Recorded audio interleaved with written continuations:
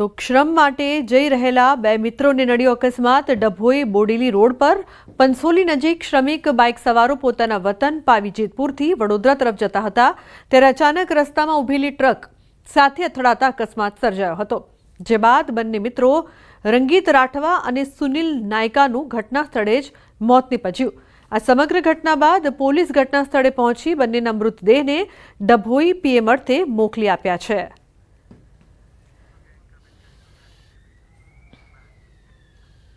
અંબાલાલ પટેલની મોટી આગાહી, અરબ સાગરમાં પણ હલચલ જોવા મળશે। 23 ઓક્ટોબરથી ઠંડા પવન ફૂંકાવાની શરૂઆત।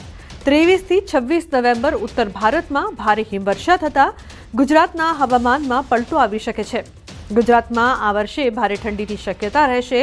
22 ડિસેમ્બર બાદ હાડ થીજવતી ઠંડી પડશે। ડિસેમ્બરમાં પણ ઠંડી અને માવઠાનો માર રહેશે।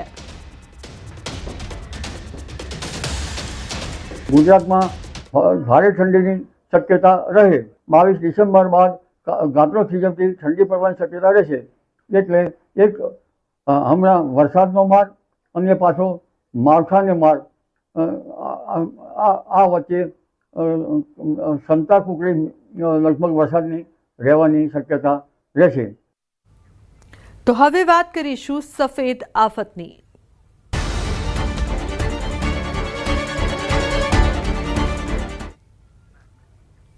હિમાચલ પ્રદેશના લાહોલ સ્પીતિ જિલ્લો બરફના સફેદ ચાદરથી ઢંકાયેલો છે। વિશ્વવિખ્યાત અટલ ટનલના ઉત્તર પોર્ટલ રોહતાંગ, કોકસર, સીસુ અને દારચા સહિત ઊંચાઈવાળા વિસ્તારોમાં 6 ઇંચથી 2 ફૂટ સુધી બરફ પડ્યો છે। હજુ પણ બરફવર્ષા ચાલુ છે। હિમવર્ષાના કારણે સામાન્ય જનજીવન ભારે ખોરવાઈ ગયું છે। જિલ્લાના મોટાભાગના વિસ્તારોમાં વીજળી પુરવઠો ખોરવાઈ ગયો છે। હવામાનમાં અચાનક આવેલા આ ફેરફારથી ખેડૂતો અને બગીચાના ખેડૂતોની ચિંતા વધી ગઈ છે। ખીણના ખેડૂતો પહેલાથી જ તેમના કોબીના પાકના નુકસાનથી ઝઝૂમી રહ્યા છે અને હવે તેમના બટાકા અને સફરજનના પાક પણ જોખમમાં છે।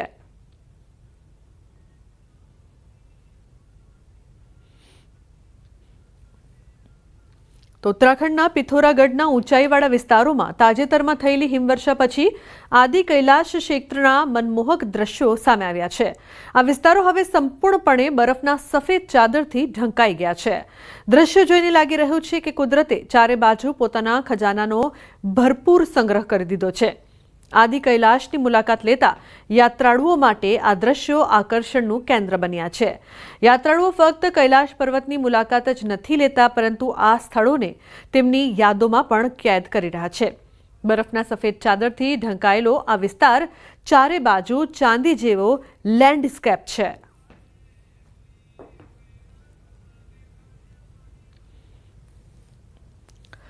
ઉત્તરાખંડમાં ભારે હિમવર્ષા થઈ રહી છે, જેને કારણે ઊંચા સતોપંથ ટ્રેક પર 40થી વધુ પ્રવાસીઓ ફસાયા હતા। તેઓ સુરક્ષિત રીતે બદ્રીનાથ ધામ પરત ફર્યા છે। રવિવારે 40 પ્રવાસીઓ સતોપંથ ટ્રેક પર ફરવા ગયા હતા।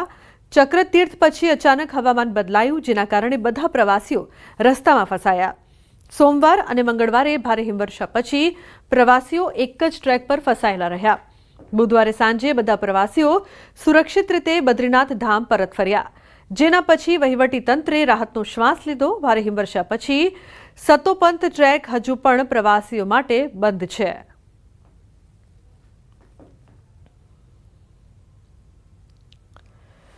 તો બીજી તરફ સરહદી વિસ્તારોમાં મનમોહક કુદરતી સૌંદર્ય જોવા મળી રહ્યું છે। સતત 2 દિવસ ભારે હિમવર્ષાના કારણે ભારતીય સરહદ પર ખાસ કરીને માના પાસ અને નીતિ પાસ વિસ્તારોમાં તાપમાન -10 થી -15 ડિગ્રી સેલ્સિયસ સુધી પહોંચી ગયું છે।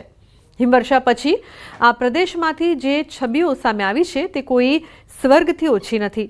ચારે બાજુના ઊંચા શિખરો સંપૂર્ણપણે બરફની ચાદરથી ઢંકાયેલા છે, જે એક અદ્ભુત, સુંદર અને શાંત લેન્ડસ્કેપ બનાવે છે।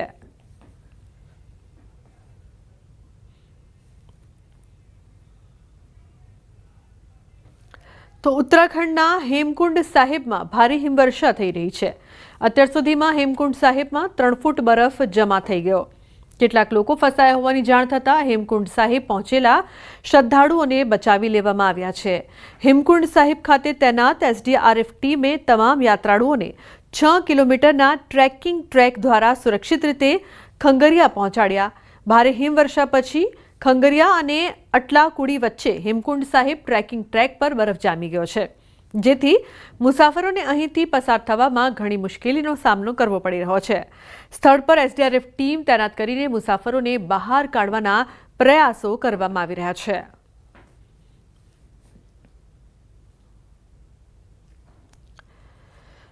તો હિમાલયમાં 15,200 ફૂટની બર્ફીલા ઊંચાઈ પર સ્થિત શીખોના પવિત્ર તીર્થ સ્થળ ગુરુદ્વારા શ્રી હેમકુંડ સાહિબના દરવાજા ઔપચારિક રીતે બંધ કરવામાં આવ્યા. આ વર્ષની યાત્રા જે 25 મે 2025ના રોજ શરૂ થઈ હતી, તે લગભગ 2.75 લાખ ભક્તોની અતૂટ શ્રદ્ધા સાથે ભવ્ય રીતે પૂર્ણ થઈ. સમાપન સમારોહ ખૂબ જ ભક્તિમય અને ભાવનાત્મક વાતાવરણમાં યોજાયો, જેને લગભગ 2000 ભક્તોએ નિહાળ્યો હતો. સમારોહની શરૂઆત સુખમણી સાહેબના પાઠથી થઈ, ત્યારબાદ મધુર કીર્તન રજૂ કરવામાં આવ્યું, જેનો ઘણા ભક્તોએ લાભો લીધો.